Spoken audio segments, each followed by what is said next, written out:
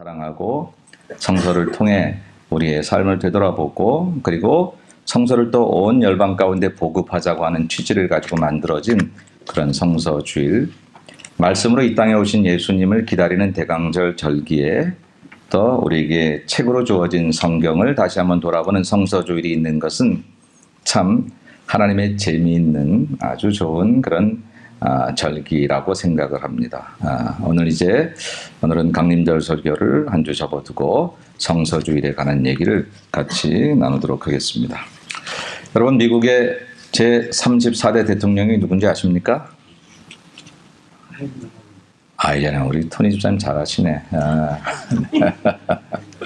맞습니다. 아이제나워 대통령이 미국의 제34대 대통령인데 그분의 일화 가운데 이런 얘기가 있더라고요. 10살 때 할로윈 데이를 맞이해서 할로윈 데이 때 다 이렇게 밖에 나가서 캔디를 먹으러 동네로 돌아다니는데 형들은 엄마 아빠가 나가게 했는데 자기는 어리다고 못 나가게 하는 거예요. 자기가 10살짜리인데 형들은 캔디 받으러 다니게 놔뒀는데 자기는 못 나가게 하니까 글쎄 이 10살짜리가 얼마나 그냥 그게 속이 상했든지 그냥 형들 나간 다음에 화가 나가지고 마당으로 달려가서 마당에 있는 사과나무를 갖다 주먹으로 한 대 내리쳤답니다. 어떻게 됐겠습니까? 나무가 부러질 리가 있나요? 어린 소년 손이 까졌어 그냥. 그래갖고 징징 울고. 근데 그때 이 아이제나의 어머니가 아이제나를 불렀습니다. 그리고는 그렇게 안아주면서 잠언서 16장 32절에 있는 말씀을 성경을 가지고 펴서 읽어주셨습니다. 자기를 다스릴 줄 아는 사람은 성을 정복하는 자보다 낫다. 얘야, 내가 지금 마음이 힘들다고 속상하다고 네가 그렇게 분노하고 나무를 치고 네가 화를 내면 앞으로 너는 크고 아름다운 사람이 될 수가 없단다. 성경에 보니까 자기 마음을 잘 조절할 줄 알아야 이 다음에 큰 용사보다 낫다. 그렇게 이야기를 한단다. 라고 말씀을 해주셨다는 거예요. 근데 10살짜리가 그 어머님의 말씀에 은혜를 받는 거예요. 여러분, 가끔 우리 아이들 너무 무시하지 마세요. 아이들이 뭐 은혜를 받고 뭐 성경을 알아? 걔네들한테 뭘 성경을 가르쳐? 그러는데요. 이 아름다운 영성을 가진 우리 아이들. 예수님께서 어린아이들이 내게 오는 것을 막지 말라고 말씀했던 그 아이들의 영성이 어떤 때는 우리보다 하나님 말씀을 쫙쫙 받아들이는 데 있어서는 더 나을 때가 있습니다. 이 아이가 그 말씀을 받아들이면서 그때 기록에 불평이 사라지고 마음의 분노가 사라지고 편안하게 잠을 잤다는 거예요. 그로부터 오랜 세월이 흘러서 76살 되었을 때에 어떤 모임에서 아이젠하워는 이런 얘기를 합니다. 나는 10살 때 그때 내가 분노해서 사과나무를 쳤을 때 그때 들려주신 어머니의 성경 말씀이 내 삶에서 가장 중요한 순간 중 하나로 기억합니다. 어머니는 그때 나를 야단치기보다 성경 말씀을 들려주면서 그 성경 말씀을 통해서 내가 잘못한 것도 알게 하시고 잘못한 것을 알게 하실 뿐만 아니라 내 잘못을 깨닫고 하나님께 기도하게 하시고 그리고 그 밤에 내 마음에 있던 모든 그런 분노를 사라지게 하셔서 편안한 잠을 주셨던 그때 성경 말씀, 나는 잊을 수 없으며 그 이후로 나는 대통령이 되고 이 나이가 되기까지 늘 성경이 나의 등불이 되고 나의 빛이 되는 그런 삶을 살아왔습니다. 그렇게 이야기를 했다고 하더라고요. 한 아이 10살짜리 어쩌면 그냥 엄마한테 혼나서 울고 그 밤에 분노 가운데 잠들었을 수도 있는 그 시간에 그가 하나님의 말씀을 만납니다. 그리고 하나님의 말씀을 만난 그 10살 때 짧은 순간이 그의 평생을 지배했고 그의 평생을 지배했던 그 시간들이 미국의 대통령 되어서 미국의 영향력을 미쳤고 전 세계에 영향력을 미치는 그런 사람이 되었다고 하면 하나님의 말씀 한마디가 갖는 이 폭발적인 이 능력은 참으로 대단한 거라고 합니다. 여러분 놀라시지도 않나 봐요. 대단한 능력을 가지신 하나님의 말씀. 여러분을 변화시킨 하나님의 말씀은 무엇입니까? 아직 없나요? 그럼 이제 만나십시다. 저는 오늘 설교의 주제가 뭐냐면 성경의 능력이라고 제목을 잡았지만 성경을 사랑하는 사람이 되면 좋겠다. 성경을 사랑하는 사람이 되자. 이런 얘기를 여러분에게 그런 심정으로 말씀을 드리려고 해요. 여러분 정말 성경을 사랑하세요? 정말이에요? 자신이 없으신 모양이에요? 네. Man is as he loves라는 말이죠. 사람은 자기가 사랑하는 것에 따라서 결정된다. 운동을 그렇게 좋아하더니 운동선수가 돼가지고 그의 인생이 그 길로 가더라고요. 음악을 그렇게 좋아하더니 음악을 결국은 하면서 그 사람의 인생이 음악의 길로 가서 결국 그 길로 가더라고요.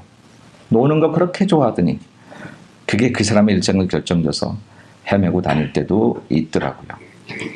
여러분 지금 여러분이 가장 사랑하는 것이 무엇입니까? 만약 그것이 성경이라면 이제로부터 성경이 내 인생을 새롭게 만들게 될 줄로 믿습니다. 내가 만드는 나의 인생보다 성경 곧 하나님의 나를 주장하시는 그 인생이 얼마나 아름다운지를 우리는 알아야 될 것입니다. 예수 듣는 장시한 로렌 커닝햄 목사가 그런 얘기를 하셨습니다. 가끔 우리가 어떤 기사를 보는데 어떤 사람이 죽고 난 다음에 그 집에서 굉장한 양의 현금이 나왔다 하는 것을 들을 때가 있습니다.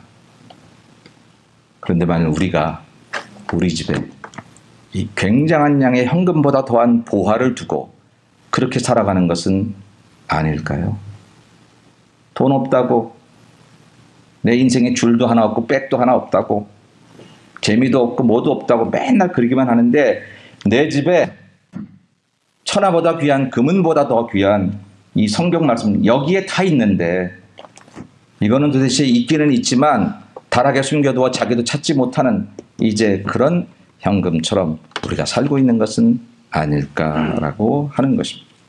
오늘 1년에 한 번인 성서주의를 우리가 맞이하면서 우리는 다시 한번 우리 성경에 대한 얘기를 한번 돌아보려고 합니다. 오늘 우리가 성경에 대한 영상을 봤습니다. 우리나라 최초의 개신교 선교사라고 말하면 장로교의 언더우드 목사님과 감리교의 아펜슬러 목사님이 1885년 4월 부활주일에 인천 제물포항을 통해서 우리나라에 들어온 게 최초의 선교사 입국입니다. 그 전에 스크랜턴 여사가 이화학당을 세운 그 여사가 1884년에 들어오지만 선교사 자격이 아니라 의사 자격으로 들어오게 되고, 그런데 아까 영상을 봤을 때 기억하실런지 모르지만 존 러스라는 사람이 이수정이라는 우리나라 사람을 만나서 성경을 이렇게 만든 게 언제라고요? 1882년이라 그랬습니다. 그러니까 우리나라는 선교사가 들어와서 한글 성경을 만든 나라가 아니라 선교사가 들어오기 전에 한글 성경을 만들어서 가지고 들어온 나라입니다. 우리나라가 복을 받은, 신앙의 복을 받은 이유 중에 하나는 바로 그런 거 아닐까 싶어요. 일본과 중국에 나가 있던 우리 한국에 갓 쓴 옛날 조선 선비들, 조선 사람들이 일본과 중국에 나와 있던 미국의 젊은 선교사들을 만납니다. 그럼 거기서 예수 그리스도를 영접하고 그리고 그들과 함께 성경을 번역하기 시작하죠. 그 젊은 코 큰 미국의 선교사들도 조선말을 배웁니다. 조선이라는 나라가 도대체 어디 있는지도 모르고 조선보다는 일본과 중국을 더 먼저 알았던 그 선교사들이 조선이라는 나라의 복음이 전혀 전파되지 않았다는 소식을 듣고 그 조선을 가슴에 품기 시작합니다. 그리고는 그 땅을 향해서 기도하고 결국 선교사들로 들어오게 되는데 그 제일 먼저 한 작업이 뭐냐면 한글 성경을 만드는 일이었다라고 하는 것이죠. 그게 1882년의 일입니다. 그런데 더욱이 놀라운 것은 사실은 그 이전부터 우리 조선에 한글 성경, 한문 성경이 보급되려고 했던 그런 기회가 있었습니다. 우리 오늘 이제 그것을 한번 찾아보려고 합니다. 이거 집사님 우리 저것 좀 해주실래요?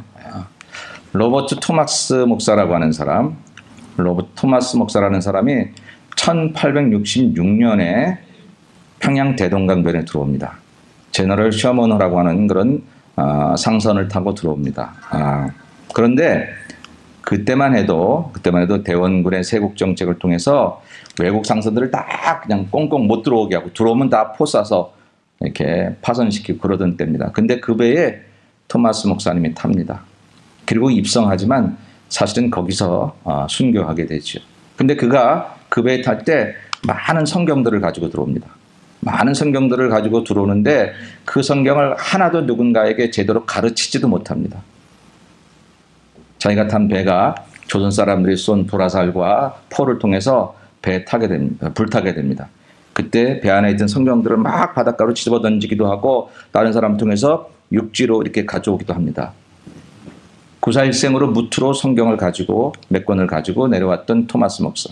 그러나 창을 든 조선의 관군들이 그를 죽이려고 합니다. 제너럴 셔먼호의 사건이라는 어떤 기록에 보니까 그때 토마스 목사는 혼자 기도했다는 거예요. 기도하고 책 한 권을 자기를 죽이려는 창을 든 조선 관군에게 내밀었습니다. 조선 관군은 잠시 멈칫하더니 그냥 칼로 토마스 목사를 찔러서 그냥 거기서 순교하고 맙니다. 그런데 그 뒤에 그를 찔러 죽였던 관군에 대한 얘기가 나오는데 그가 토마스 목사가 전하려고 했던 성경들 몇 권들을 줬습니다.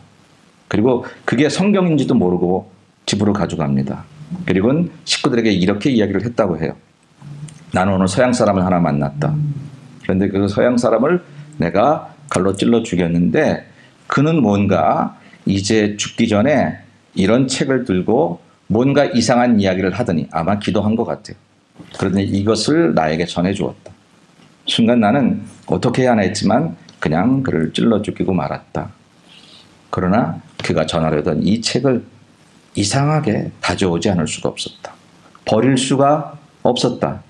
그래서 가져왔다고 이야기를 하는 그런 기록이 있습니다. 뿐만 아니라 그때 그 자리에 함께 있던 박춘권이라는 사람이 이 성경을 받게 됐죠. 거기에 12살 소년으로 있던 최치량이라는 사람이 거기서 성경 3권을 갖게 됩니다. 그러다가 이 최치량이라는 자가 박영식이라는 사람에게 한 권을 줍니다. 그런데 이 박영식은 이 성경을 보니까 한 장 한 장 뜯어서 집에 도배지로 사용하기 너무 좋아서 집에 도배지로 사용합니다. 박영식은 성경을 자기 집에 벽지로 사용하죠.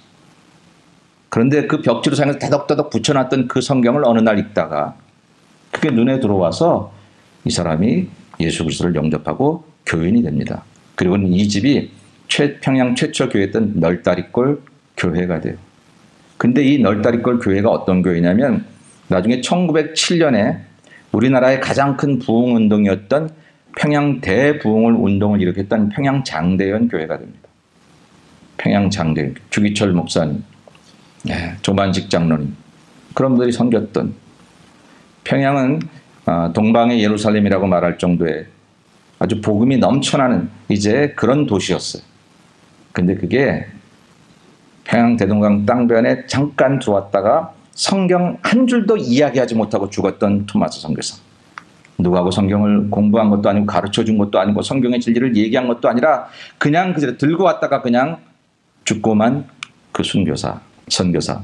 그러나 그의 순교의 피가 최치량, 박춘권, 박영식 등을 통해서 그 집에 도배지로 사용해서 버려진 것 같은데 쓸모없던 것 같은데 십자가에 죽으신 원래 모퉁이 뜰 되셔야 될 그분이 버린 돌처럼 죽으셨던 그분이 오히려 우리를 구원하시는 모퉁이 뜰이 되었던 것처럼 버려진 벽지로 쓰여졌던 그 벽지의 성경들이 어느 날 눈을 떠서 그 사람에게 읽혀지고 그가 그것을 통해서 예수를 만나고 그리고 그 자리가 교회가 되고 평양에 놀라운 복음의 전당이 되고 일사후퇴를 통해서 그 북쪽에 있던 모든 교회들이 피난 내려오면서 많은 교회들이 피난 내려오면서 남한 땅에 아주 갑자기 복음이 커지게 되는 그런 역사를 일으키게 되었던 누가 상상이나 했을까요?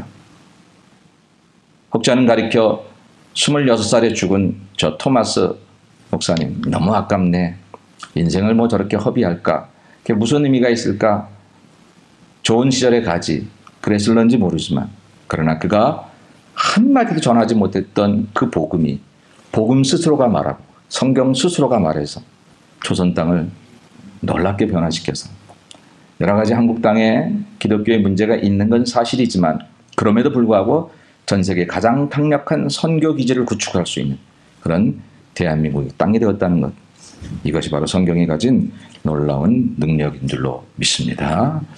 뿐만 아니라 이후로 조선은 이제 근대화 문물을 받아들이게 됩니다. 그렇게 막았던 그 세국 정책을 거두고 근대화 문물을 받아들이게 되면서 서양 선교사가 들어오게 되고 1885년에 첫 서양 선교사가 들어왔는데 1899년에 성서공회를 만들어요. 놀라운 일입니다.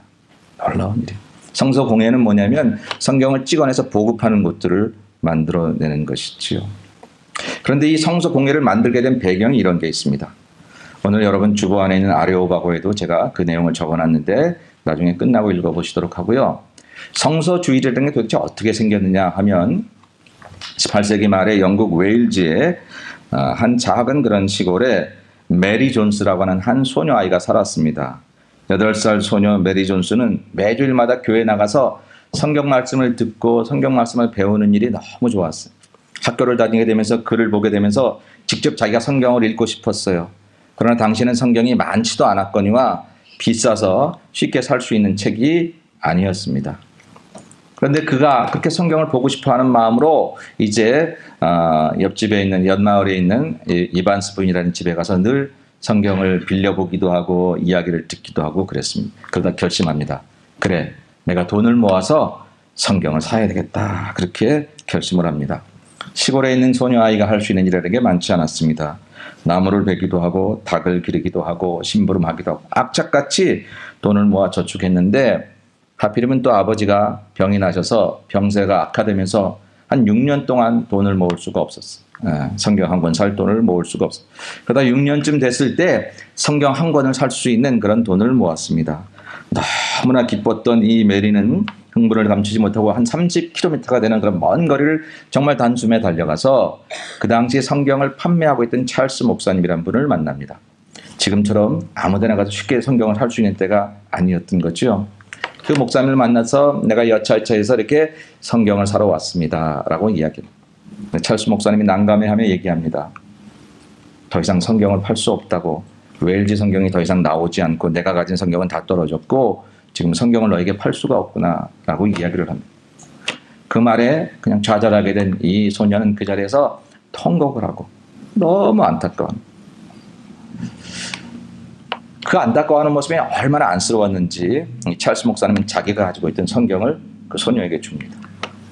그러니까 그 소녀는 너무나 기뻐서 그것을 가지고 돌아와서 온 식구들과 더불어 하나님께 감사 예배를 드리고 그리고 그 성경을 열심히 읽었습니다. 역사는 그때로부터 시작이 됩니다. 그 이야기가 전달되기 시작합니다. 사람들에게 전달되기 시작. 성경을 너무나 사랑한 한 소녀, 성경을 읽고 싶어서 6년 동안 돈을 모았어. 그러나 그럼에도 불구하고 지금 판매하지 않아서 성경이 모자라서 살 수 없었던 그 소녀의 이야기가 건너 이렇게 많은 사람들의 입으로 전해지면서 성서를 보급해야 되겠다. 성경을 더 많이 만들어서 많은 사람들에게 보급해야 되겠다라고 하는 생각들을 이제 갖게 되고 1802년 런던 기독교서의 총회에서 그것을 결의합니다. 그리고 1804년에 영국 성서공회가 처음으로 탄생이 돼요. 한 아이가 그렇게 성경을 갖고 싶어 했던 그 마음 때문에 전 세계에 성경을 보급해야 되겠다는 그런 이제 성서공회가 만들어요. 그 뒤에 스코틀랜드, 네덜란드 그런 나라들이 성서공회가 보급이 되면서 우리나라는 선교사들이 들어온 후에 얼마 되지 않아서 1899년에 성서공회가 만들어집니다. 12월 둘째 주일 성서주일로 지키게 된 것은 1954년 이후인데 그 전부터 성서공회는 만들어져서 성경을 보급하는 나라가 되었고 지금 우리나라의 대한성서공회는 한 단체로서 전 세계에 가장 많은 성경을 보급하는 나라가 되었습니다. 놀라운 일이에요. 100여 년 조금 지난 이 나라가 전 세계 말로 성경을 보급하는 나라가 된다고 하는 것은 하나님의 축복이 아닐 수가 없는 것이지요.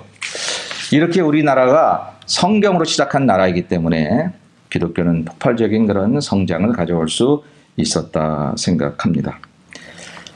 뿐만 아니라 우리의 삶에 있어서 성경을 읽으면 대단히 놀라운 일들이 일어나는데 전 세계의 가장 강한 시대를 갈구했던 빅토리아 여왕, 이 빅토리아 왕에게 다른 나라 왕이 물었답니다. 이 영국이 이렇게 강해질 수 있는 이유가 무엇입니까? 라고 물을 때 그는 이렇게 대답했습니다. 그것은 영국 국민이 성경을 사랑하고 성경대로 살려고 힘쓴 것 외에 다른 비결은 없습니다. 아마 그 왕이 물을 때 영국은 해군이 강하잖아요. 우리가 해군을 이렇게 만들었고, 우리가 국력을 이렇게 했고, 아마 그런 것을 기대하고 물어봤을 터인데 그 빅토리아 여왕은 그것은 영국 국민이 성경을 사랑하고 성경대로 살려고 힘쓴 것 외엔 다른 비결이 없다는 거예요. 여러분 아시나요? 요즘 영국이 그렇지 않은 것을. 요즘 영국이 옛날 영국이 아니에요. 교회가 비어가고 교회가 술집으로 바뀌고 옛날 영국의 강성함이 사라지고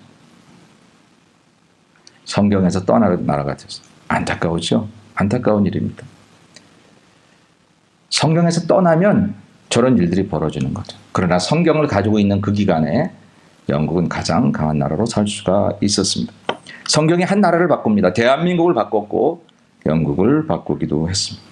뿐만 아니라 성경은 우리의 인생을 바꾸기도 합니다. 백화점 왕 워너메이커라는 사람에 대해서 가끔씩 얘기를 했었습니다. 주일은 쉽니다. 손님은 왕입니다. 이런 말을 만들었던 사람, 미국의 최신부 장관을 지내면서 가장 기독교적인 방법으로, 신앙적인 방법으로 성공하고 살았던 한 사람, 평생 주일학교 교사를 했어요. 평생.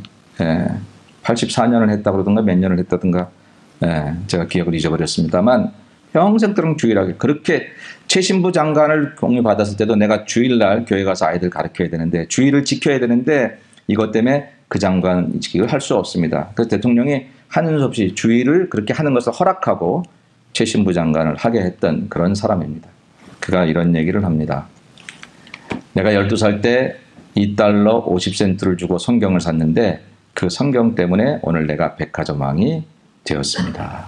내 인생의 성공은 내가 12살 때 $2 50센트, 2불 50센트 주고 산 성경, 물론 지금의 환율로 계산해서 몇십 불이 된다고 할지라도 정말 세상적인 가치로는 그렇게 별거 아닌, 그러나 그 영적인 가치와 그 능력의 가치가 대단해서 그 성경이 오늘 나를 이런 사람으로 만들었습니다 라고 이야기를 했다는 거예요.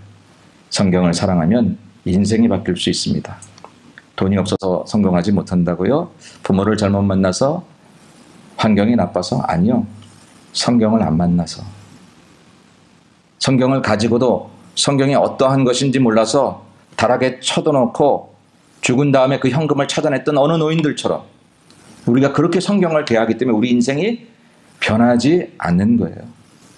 우리도 성경을 사랑하고 성경 안에 있는 말씀을, 내게 주신 하나님의 말씀으로 믿고 살아가게 되면 꼭 우리가 백화점 왕 워너메이커처럼 돼야 될 이유는 없지만 그가 받았던 축복을 우리도 누릴 수 있음을 우리는 기억해야 할 것입니다. 인생이 바뀌는 것이 바로 성경을 사랑하는 사람들의 이야기다라고 합니다. 이후에도 이런 이야기들은 너무너무 많습니다. 오늘 다 소개할 수 없지만 성경을 만나서 그의 삶이 바뀌고 문제가 해결되고 그의 모든 앞길이 열려진 사람들의 얘기 너무너무 많죠. 여러분들은 그 주인공들이 되고 싶지 않습니까? 여러분들이 그 주인공이 되실 수 있는데, 충분히 있는데 우리가 그렇게 되지 못하는 까닭은 저들처럼 성경을 사랑하지 않고 저들처럼 성경을 내 인생의 중심에 놓지 않았다는 이유 한 가지일 뿐이지, 부모 잘못 만나서 그런 것도 아니고 지금 형편이 어려서 그런 것도, 사업 실패해서 그런 것도 아니고 다른 이유 아무것도 없습니다. 우리가 우리의 삶의 부족함을 다른 것에 이유를 두는 한 우리는 나아질 수 없습니다. 다시 성경으로 돌아가고 성경 말씀을 만날 때 저와 여러분의 인생은 성경의 사람에게 주시는 하나님의 놀라운 축복 가운데 살아가게 될 줄로 믿습니다. 오늘 말씀을 해석하면 이렇습니다. 오늘 말씀을 보면 그러면 그 성경은 우리에게 어떤 능력이 있느냐. 첫째, 구원에 이르는 지혜가 있다는 거예요. 오늘 15절 말씀을 같이 한번 읽어보십시다. 또 어려서부터 성경을 알았나니 성경은 능히 너로 하여금 그리스도 예수 안에 있는 믿음으로 말미암아 구원에 이르는 지혜가 있게 하느니라. 아멘. 성경을 말씀을 만나면, 이거 디모데에게 주시는 사도 바울의 말씀인데, 네가 어려서부터 성경을 알았다. 디모데가 어려서부터 성경을 잘 알았더니 그 성경은 믿음으로 말미암아 구원에 이르는 지혜를 너에게 가르쳐 주었다. 그렇게 이야기하고 있습니다. 여러분, 성경의 구원을 얘기할 때 두 가지를 얘기할 수. 첫째는 죽어서 받는 구원의 세계, 우리가 흔히 천국이라고 말하죠. 여러분, 천국을 믿으십니까? 아멘. 천국을 믿죠. 그게 바로 성경을 믿는 믿음을 통해서, 물론 예수님을 믿는 믿음이지만 성경을 통해서 예수님을 믿음으로 우리가 구원을 받는다고 하는. 또한 우리가 이 땅에 살면서도 천국과 같은 삶을 살아갈 수 있다 하셨으니, 내가 예수를 믿음으로 이미 사망에서 생명으로 옮겨졌다고 했으니 우리가 지금 구원받은 이후에 하나님 나라 가기까지의 삶도 우리는 구원의 삶을 살아가는 것이다 라고 하는 것이죠. 천국의 구원은 영생을 말하는 것이고, 세상에서 우리의 구원은 우리의 죄와 슬픔과 절망으로부터 이겨내고 희망과 능력과 보람과 기쁨을 가지고 살아갈 수 있는 삶을 제공해 주시겠다는, 그게 우리의 구원의 또 다른 모습인데, 이게 성경 안에 있다는 거예요. 성경 안에 있다는 거예요. 여러분, 예수 믿는 사람은요, 예수 안 믿는 사람하고 제일 먼저 뭐가 달라야 될까요? 뭐가요? 소망이 달라야 되죠. 예, 맞습니다. 여러분이 무슨 얘기를 해도 다 맞습니다. 근데 제가 하고 싶은 얘기는 일단 얼굴 표정이 달라야 돼요. 얼굴 표정. 왜? 지금 내 안에 소망이 있는데 소망이 있는 사람의 얼굴이 이건 아니잖아요. 세상에서 가장 귀한 분 예수 그 이름 찬양하면서 얼굴은 죽상을 한다면 그러면 그건 앞뒤가 안 맞는 거잖아요. 내가 정말 예수를 못 믿고 입으로만 얘기하니까 그 기쁨이 내게 없는 거잖아요. 예수 잘 믿으면 표정이 달라질 수밖에 없어요. 얼굴이 달라질 수밖에 없어요. 여러분 억지로 얼굴 피시려고 애쓰지 마세요. 그동안 잘 믿었던 것처럼 괜찮아요. 삶이 힘들고 어려울 때가 참 많아요. 아무리 예수를 잘 믿어도 넘어질 때도 많고 괴롭히고. 왜? 사단이 휴일이 없으니까. 이 사단이란 작자가 도대체 공휴일이 없네. 우리 천국 가는 그날까지 그냥 애를 쓰니까 그것 때문에 우리가 넘어지고 쓰러질 때가 있어서 우리가 힘들 때가 있지만 그것을 이길 수 있는 방법을 가르쳐주는 책이 있잖아요. 책만 있나요? 이 책을 읽다 보면 그분을 만나잖아요. 비결이 여기 있는데 이 비결을 집에다 싸다 놓고 그리고 낙심하고 좌절만 하고 있으니 이게 얼마나 안타까운 일입니까? 여러분 만일 오늘 여러분 집에 돌아가셔서 한번 가방도 뒤져보고 책상 서랍도 뒤져보고 그래 보세요. 나도 모르게 숨겨놨던 돈들이 나올지 몰라요. 그럼 그걸 발견했을 때 얼마나 좋아요? 가끔씩 이렇게 옷을 세탁소에 맡길 때 우리 집사람이 희락을 느낀다고 그럽니다. 제가 아무 생각 없이 거기다 이렇게 10불, 20불 넣어둔 것들을 발견하고 저한테 얘기 안 하고 거기서 10불만 나와도 좋은데 되게 천국의 기쁨이 있고 천국의 소망이 있는 이 말씀이 있었는데 나를 살리고 내 나라를 살리고 내 인생을 살리고 이 세상을 바꿀 수 있는 비결이 담겨있고 능력이 있는 이 책이 내게 있는데 이거를 두고도 그냥 이리저리 방황하고 그 사람 못 만나면 그 일 안 되면 그 자리에 못 가면 내 인생에 행복하지 않은 것처럼 잘못되는 것처럼 그렇게만 살았으니 우리가 얼마나 어리석은 자냐라고 하는 것입니다. 그 사람을 만나야 될 때도 있고 그 일을 해야 될 때도 있겠지만 성경을 통해서 주님이 가르쳐 주시는 방법과 능력으로 그 사람을 만나야 일이 해결되고 거길 가야 해결되지 우리 스스로 가면 악인의 꾀를 만날지도 모르고 가보니까 죄인의 길일지도 모르고 나도 모르게 오만한 자의 자리일지도 모르잖아요.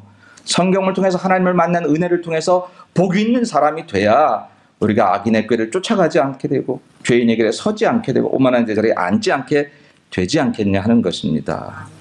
사랑하는 여러분, 성경에는 구원에 이르는 지혜가 있다고 했어요. 성경을 통해서 우리는 죽어도 다시 사는 영생의 구원을 믿고 뿐만 아니라 그럼 영생하기까지 세상에서는 아이고 괴로운 인생길 가는 몸이 그렇게 힘들고 어렵게만 살라고 성경은 전혀 얘기하고 있지 않습니다. 아무리 힘들고 어려운 십자가의 길을 가도 가시밭길을 걸어가도 내 주님 나와 함께 걸어가면 나는 주와 함께라면 병들어도 좋아. 주와 함께라면 가난해도 좋아. 가난이 좋을 리가 있고 병든 게 좋을 리가 있겠어요? 근데 주와 함께 가니 그 가난이 내게 내 즐거움을 뺏어가지 못해요. 그 병듦이 내 즐거움을 뺏어가지 못하는 삶을 살게 하는 것, 그 진리가 여기 있다라고 말씀을 하고 있으니 얼마나 감사한 일입니까? 문제가 어려워요? 해답지가 있잖아요. 뭐 걱정이에요? 모르는 곳을 가요? 내비게이션이 있잖아요. 뭐 걱정이에요? 뭐 걱정이에요? 아니 세상에서 우리가 그렇게 그 원리를 적용하며 살아가면서 진짜 영적인 원리는 인생이 힘들고 어렵냐? 수고하고 무거운 짐은 내게 가지고 오고 내가 새로운 멍에 줄 테니까 그 멍에 지는데 그건 가볍고 쉽다. 말씀해 주신 이 원리는 우리가 무시하고 살아가니 놀라운 것은 하나님의 사람들이 크리스찬들이 교회 오긴 오는데 살아가는 방법은 여전히 세상 방법대로 살아가니 충돌이 되지요. 교회 와도 안 행복해요. 왜? 여기서는 천국의 방법을 얘기하는데 교회는 왔지만 내가 살기는 세상적인 방법대로 살아가는 가치관과 방법들을 그대로 가지고 살아가. 그냥 잠깐 몸담고 잠깐 왔다 가려는. 그러니까 이것도 아니고 저것도 안 되는 거예요. 기왕에 교회 왔으니 기왕에 하나님 앞에 왔으니 성경이 말하는 대로 한번 살아보세요. 성경이 얘기하는 대로 거기에 푹 담궈져서 성경이 우리를 이끄는 대로 한번 살아보면 그 말씀대로 살아보면 하나님께서 우리 인생을 내 손보다 훨씬 크고 놀라우신 강력한 손으로 아름답게 보호하시고 이끌어 주실 줄로 믿습니다. 성경은 우리에게 구원에 이르는 지혜가 있게 하십니다. 두 번째, 성경은 우리를 온전케 한다. 하나님의 사람으로 온전케 한다. 그렇게 이야기를 했습니다. 16절과 17절 상반절까지 있습니다. 같이 읽어보십시다. 모든 성경은 하나님의 감동으로 된 것으로 교훈과 책망과 바르게 함과 의로 교육하기에 유익하니 이는 하나님의 사람으로 온전하게 하며. 아멘. 하나님의 사람으로 온전하게 만드는 책이라는 거예요. 때로는 교훈도 주시고 책망도 주시고 바르게 하는 기준도 가르쳐 주시고 우리를 의로 교육하기에 유익한 책, 이 책이 바로 성경이다라고 하는 것입니다. 여러분, 제가 한번 물어볼까요? 사람이 성공하면 행복할까요? 온전해지면 행복할까요? 대답들은 잘하시네요. 오늘 물어보니까 그렇지, 세상에 살 때는 성공에 행복해야, 어떤 분들은 이렇게까지 얘기하잖아. 교회도 돈 없으면 알아주지도 않더라고. 어느 교회가 그랬는지 모르지만 진짜 안 그렇죠. 교회는 그런 데 아니에요. 그렇게 느끼지 마세요. 교회 안에서 잘못 이야기되는 얘기들을 모든 교회가 똑같다고 생각하시면 절대 안 됩니다. 어느 교회에서 어떤 면으로 상처를 받았다고 해서 새로운 교회에 똑같은 상처가 있을 거라고 생각하시면 안 돼요. 하나님 계시는데 왜 그 상처가 여기서 똑같이 있겠어요? 오히려 치료해 주시지요. 그러니까 여러분, 그런 거 너무 생각하시면 안 되는데, 진짜 성경이 말하는 것은 우리에게 성공하라고 가르쳐 주시는 게 아니라 온전하라고 가르쳐 주십니다. 왜 그러냐면 하나님이 우리를 지으실 때 온전해야 참 행복하도록 만드셨기 때문에 그래요. 하나님은 사람을 지으시고 너 성공해라 라고 말씀하시지 않았어요. 생육번성 충만은 우리에게 자연적인 주어지는 조건들로 충족할 조건들이지 목표가 아니에요. 성경은 우리를 성공하는 사람으로 만들려고 해요. 여러분, 성공하려고 하지 말고 하나님 보시기에 바르고 교훈과 책망과 의로 교육하기에 유익한 성경을 통해서 성경이 제시하는 사람으로 온전해지려고 노력하면 하나님이 그 사람을 통해서 쓰시려고 하니까 얘한테는 부도 줘야겠네, 물질도 줘야겠네, 성공도 줘야겠네, 능력도 줘야겠네, 더하여 주시는. 어린 솔로몬이 어떻게 해야 될지 왕위에 올라서 몰랐는데 하나님이 꿈에 나서 기도할 때 내가 너에게 무엇 주랴? 제가 어리고 부족하니 지혜를 주옵소서. 온전한 사람이 되기를 소망했을 때 너 참 좋은 것 택했구나. 네가 구한 것뿐만 아니라 구하지 않은 부와 영광도 내가 전무후무하게 주리라. 우리 아버지의 마음이거든요. 하나님이 그렇게 안 지으셨는데 우리는 성공에 하나님 영광 돌릴 거라고 생각해요. 내가 돈 좀 벌어서 11조 빵빵하게 해야 하나님이 영광 받으실 거라고 생각해요. 아니에요. 온전한 사람이 드려 11조 잘 드리는 거, 그게 더 좋은 거지. 성공이 먼저가 되면 하나님은 그런 재물을 기뻐하지 않으시더라고요. 네. 온전한 사람이 되는 것이 먼저입니다. 근데 어떻게 온전한 사람이 돼요? 우리 학교 배운 거, 대학원 다닌 박사학위 받은 사람은 제일 많이 온전해지나요? 좋은 학교 나오면 되는가요? 그렇지 않은 거 우리가 잘 알고 있잖아요. 오직 성경을 만나서, 성경으로 하나님을 만나고 그리스도를 만남으로 성경이 우리에게 가르쳐 주시는 삶을 살아가게 될 때에 그때 우리가 온전해질 수 있는 줄로 믿습니다. 여러분, 우리가 예수 믿으면서 그래도 세상 사람하고 뭔가 다른 거 있어야 되지요. 그거 뭐냐면 주일날 딴 데 안 가고 교회 온다, 그거 다른 거 정도는 그건 누구라도 할 수 있어요. 마음만 먹으면 할 수 있어요. 근데 진짜 달라야 되는 건 뭐냐면요, 성경이 제시하는 대로 살아보려고 하는 노력이에요. 우리는 이미 세상에서 세상이 원하는 대로 살아가려는 그런 노력들에서 익숙해져 있어요. 세상에서 돈 버는 법, 세상에 사람 사귀는 법 다 익숙해져 있어요. 근데 성경은요, 다르게 얘기할 때가 많이 있어요. 세상에서는 눈에는 눈, 이에는 이, 나 속상해하면 나도 미워할 수 있는데 성경이 우리 성도들에게 살게 하는 방법은 그것도 사랑하래네, 그것도 용서하고 그것도 축복하래네요. 힘들어요. 쉽지 않아요. 그러나 성경이 맞으니까 우리가 그렇게 살겠다고 다짐하고 그 온전함을 이룰 때 내 인생은 진짜 행복해진다는 것을 깨닫는 것, 그게 하나님의 사람인 줄로 믿습니다. 하나님 해봐왔으니 하나님이 제시하는 대로 살아야 되지요. 성경은 우리를 온전하게 만드는 책이다. 온전해지면 성공이 따라오지만 세상 성공 따라가면 온전함도 없어지고 물거품같이 없어지는 세상의 성공의 허망함만 얻을 뿐일 것입니다. 오늘 성경을 사랑하셔서 온전해지신 여러분 되시기를 주의 이름 축복합니다. 마지막으로 세 번째는요, 이 성경이 우리에게 선한 능력을 갖추게 한다는 17절 마지막 하반절입니다. 다 같이 읽습니다. 모든 선한 일을 행할 능력을 갖추게 하려 함이라. 아멘. 모든 선한 일을 행할 능력을 갖추게 하려. 가끔요, 예수 믿는 거 비리비리리 해가지고 나는 죄인입니다, 죄인입니다, 이렇게만 살아가는 걸 아시는 분이 계시더라고요. 니체 같은 사람도 기독교는 아편과 같은 종교다, 사람들을 다 죄인이라 말해가지고 정말 별 볼 일 없는 사람으로 만든다, 이렇게까지 이야기를 했잖아요. 근데 그거 아니잖아요. 우리 존재를 보자고 하는 거죠. 지렁이 같은 야곱이고 벌레만도 못한 내 인생인데, 근데 이 인생이 하나님 만나서 얼마나 보배롭고 존귀한 인생이 되느냐를 가르쳐주는 게 성경이고, 그게 예수 믿는 것인 줄로 믿습니다. 그러니까 제대로 못 본 거죠.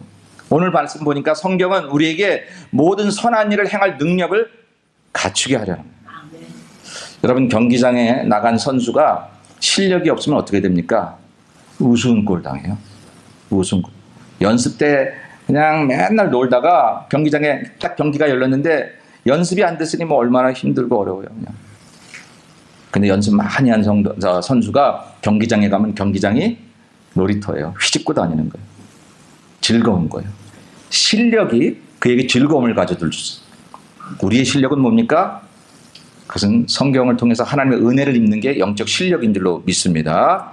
교회를 다니면서 하나님의 은혜를 입고 하나님의 말씀을 알고 성경을 줄줄 암송한다는 뜻이 아니라 성경의 사람이 되는 것, 그게 우리의 영적 실력이라고 하면, 이 세상이라는 경기장에 우리를 넘어뜨리는 원수마귀 세력도 많이 있고 우리를 넘어뜨리는 그런 모든 좌절케 하는 절망케 하는 요소들이 많이 있지만, 모든 선한 일을 행할 능력을 갖추게 하시는 성경을 통해서 절망이 와도 우리 안에는 소망을 끄집어낼 줄 알고, 나를 넘어뜨리는 사람이 있어도 그것을 넘어설 수 있는 믿음을 가진 그런 이야기를 성경을 통해서 우리가 알 수 있고, 그래서 성경이 말하는 그런 능력을 가지고는 하늘의 능력이 우리에게 주어진 삶을 살아갈 수 있는 것, 이게 성경이 우리에게 주시는 놀라운 축복인 줄로 믿습니다. 사랑하는 여러분, 힘들고 어려울 때 어디를 향해 가시겠습니까? 인생에 힘이 있어야 되거든요. 능력이 있어야 정말 즐거워요. 하나님 앞에 나오시고 성경 앞에 나와요. 제가 이렇게 사람들하고 얘기하다 보면 요즘에 그게 뭐지? 그러면 바로 스마트폰 키는 사람이 있어요. 바로 거기서 검색해가지고 금방 나오더라고. 예. 여러분의 인생이 힘들고 어려울 때 스마트폰으로 가지 말고 성경으로 들어가서, 환난 날, 내 인생 힘들어, 환난 날에 나를 도우라, 내가 너를 건지리니 내가 나를 영화롭게 하리라. 내 인생의 집이 무거워, 수고하고 무거운 짐진 자들아 다 내게로 오라, 내가 너를 쉬게 하리라. 스마트폰을 믿고 스마트폰을 켜는 그 마음의 10분의 1만 우리가 성경으로 의지해도 인생이 달라질 거예요. 인생이 달라질 것입니다. 이제 말씀 정리합니다. 특별히 우리 젊은 부모님들이 많이 있어요. 젊은 부모님들에게 제가 스펄전 목사님의 이야기를 하나 소개하려고 합니다.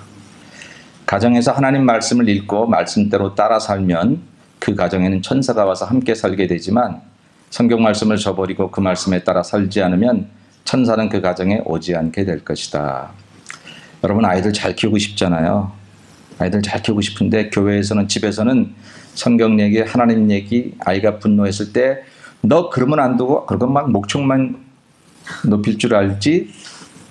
아까 아이제나 어머님처럼 아들아, 딸아, 너 힘들구나, 너 속상하구나, 너 화났구나, 근데 성경에 이런 얘기가 있단다, 하나님 널 사랑하시는데 이 말씀대로 살아보면 어떻지?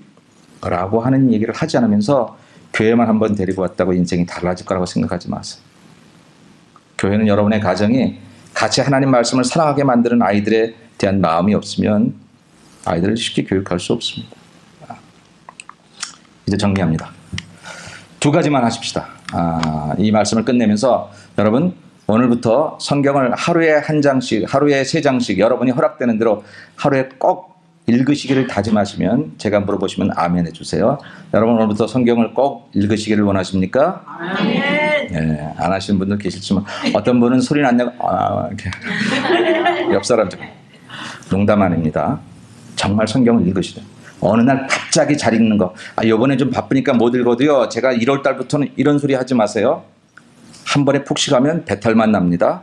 성경도요, 매일같이 읽으세요. 두 번째는 딱 두 가지입니다. 두 번째는 여러분 읽은 성경 말씀대로 준행하며 사시기를 원하십니까? 네. 정말이죠? 네. 예. 에어로빅 비디오를 아무리 열심히 봐도 내 살은 안 빠집니다. 내가 뛰어야지. 성경 아무리 읽고 있어도 준행하지 않으면 인생이 안 달라져요. 그 말씀대로 살아야지. 이거 뭐 한두 번 한 얘기는 아니지만 오늘은 결심하자고. 2017년 성서주의를 맞이해서 성경 읽고 준행하고 그대로 해보자고 하는 이 얘기 여러분들 확인하셔서, 그러면 성경의 사람이 되고 성경의 능력을 받고 놀라운 인생이 변화될 줄 믿고, 우리 예수말 모든 교우들이 성경의 사람으로 축복받으시기를 주의 이름으로 간절히 축원합니다.